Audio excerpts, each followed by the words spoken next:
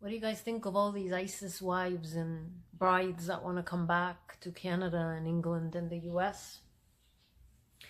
It's why I'm doing this video today. Because feminism is lost in the West. If there was feminism, you guys would be listening to women like myself when we warn you. But that's not happening, is it?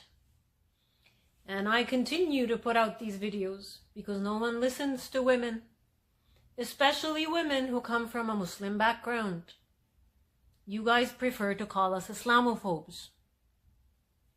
Okay, today's video is because I'm angry. I am angry and I'm offended, to be quite frank. These ISIS brides now that, the mainstream media, that's all they write about is these ISIS brides and how they want to come back home and they miss their home. These homes that they abandoned, the same countries that they... Actually, you know what?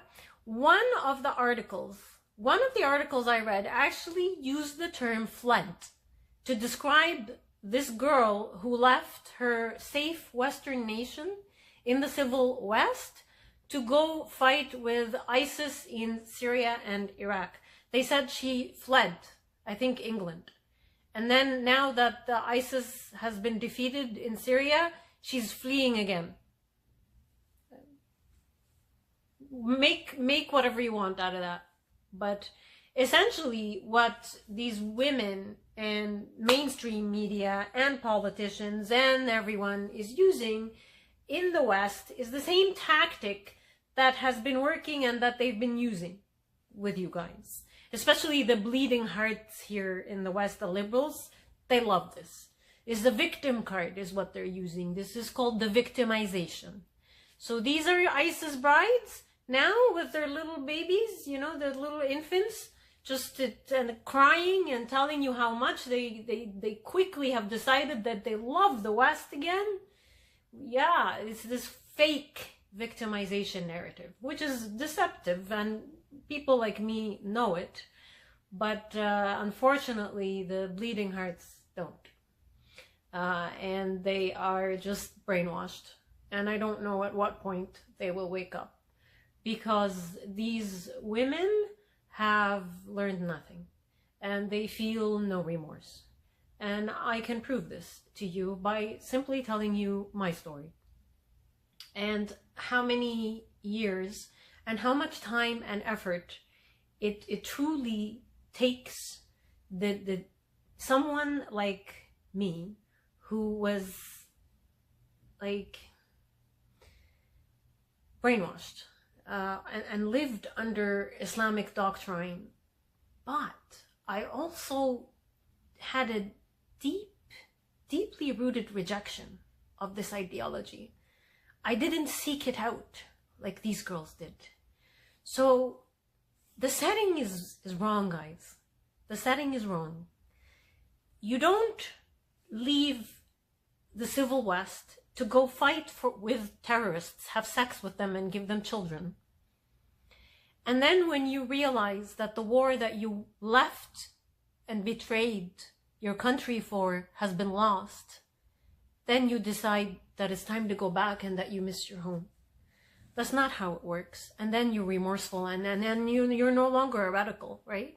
Now, I was never a radical, but I'll tell you the proper setting to believe this under.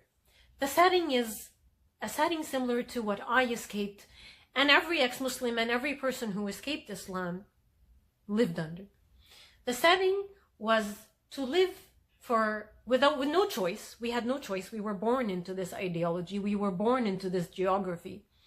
We were abused. Our human rights were violated from day one. We never had freedom of choice even. We had nothing. And we suffered endlessly under this ideology, and we hated it, and we rejected it, and we suffered quietly under it. And because of all this, while usually Islam is fine when people like me escape. There's no wars. Nothing has been lost. There's no defeat. Yet you still see people like us eject ourselves out of that society, out of that life completely, and bring ourselves to the West, where we begin from zero. And by the way, when you see us, we're usually dressed like this. We don't wear hijab. We don't wear a niqab or burqa. We don't look radical. So the women, at least the ones that I've read the articles, they all, to me, they look radicalized. And if you guys don't think that a radical person radical Islamists don't have a look, you're mistaken, because they do. And every article that I have read with these ISIS brides carries that look. So that's my little 2 cents worth about how I know that they are lying. And they are using this false victimization narrative to, which has been working nonstop in the West. So they're just using it again because they know it works.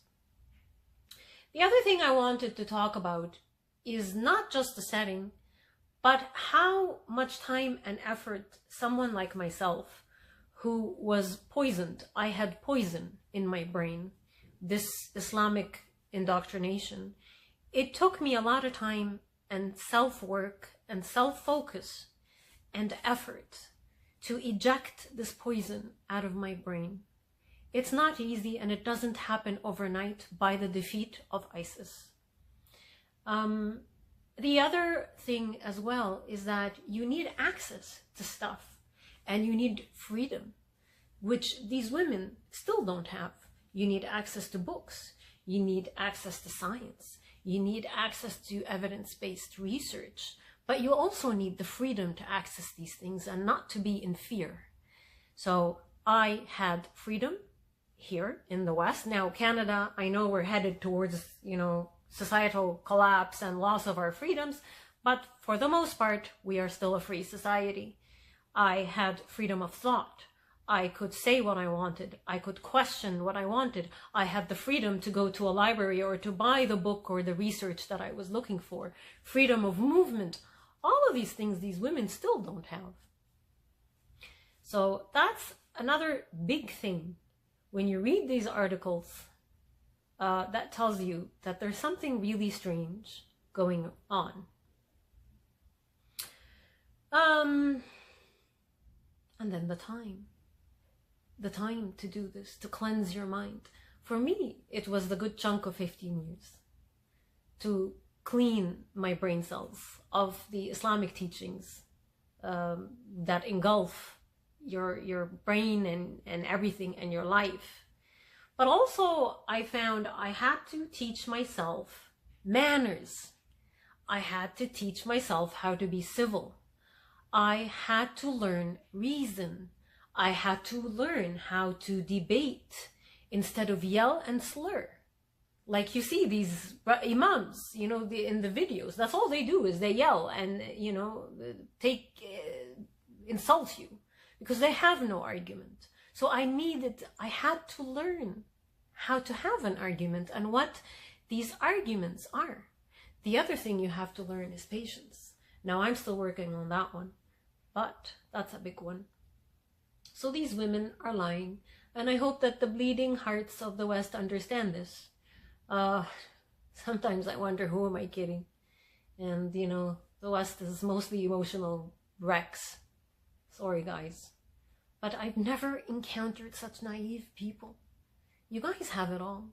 And to be this naive and to let it all slip away from you, like, I sometimes wonder, why?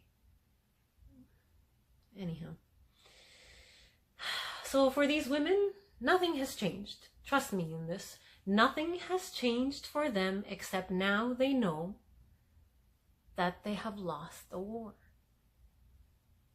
You know what you could do if you really want to know?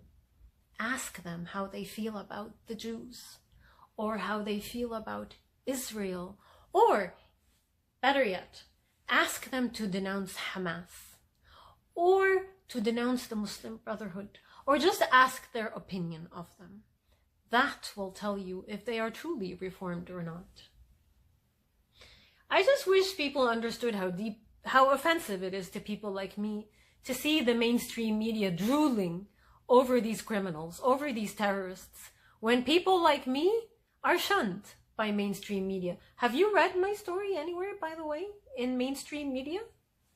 No, neither have I, because I'm not important for the mainstream media. ISIS has been defeated, but their cancer remains, and their ideology thrives in the West. Why? Why won't this ideology bloody die? Why? Because of propaganda groups, because of fake charities, because of radicalized mosques in countries like Canada that are alive and well. No one's doing anything about these places. Everyone's too spineless. Not everyone. Sorry, I shouldn't generalize. The bleeding hearts.